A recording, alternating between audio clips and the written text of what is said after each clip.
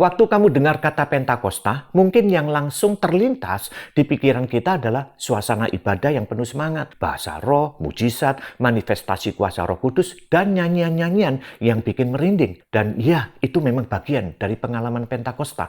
Tapi ada satu sisi yang sering terlupakan, yaitu akar tradisinya. Dalam kalender Yahudi, perayaan ini dikenal dengan Shavuot. Saat merayakan Shavuot, mereka nggak membaca kisah spektakuler seperti Musa menerima hukum di Gunung Sinai, Keluaran pasal 19 dan 20, atau Elia naik ke surga, 2 Raja-Raja pasal 2. Aneh tapi nyata, mereka membaca kitab Rut, kitab yang berisi kisah seorang janda asing dari Moab yang ikut mertuanya pulang ke Bethlehem, bekerja di ladang orang, dan akhirnya ditebus oleh Boaz.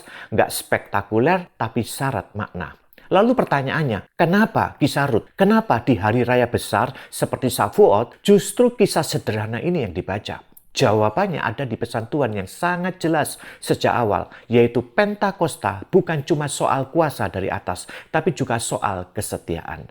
Rut bukan orang Israel, bahkan menurut Ulangan 23 ayat 3, orang Moab dilarang masuk dalam komunitas umat Tuhan. Tapi justru Rut yang seharusnya tertolak secara sistem, diterima oleh Tuhan karena kasih setia dan iman radikalnya. Dan Tuhan bukan hanya menerima dia, Rut bahkan dimasukkan ke dalam silsilah Yesus. Lihat Matius 1 ayat 5. Secara logika manusia, ini nggak masuk akal. Tapi dalam kerajaan Allah, ini sangat masuk akal. Sekarang lompat ke Kisah Para Rasul pasal 2. Saat Roh Kudus dicurahkan, siapa yang pertama kali mendengar? Bukan para imam, bukan orang Farisi, bukan para elit agama, tapi orang-orang dari berbagai bangsa, para peziarah asing yang sedang ada di Yerusalem saat itu. Dan mereka mendengar Injil dalam berbagai bahasa mereka sendiri. Kisah Para Rasul pasal 2 ayat 8-11. Dengan kata lain, Pentakosta adalah momen pembalikan total yang dianggap luar justru masuk, yang dianggap tidak layak justru dijamah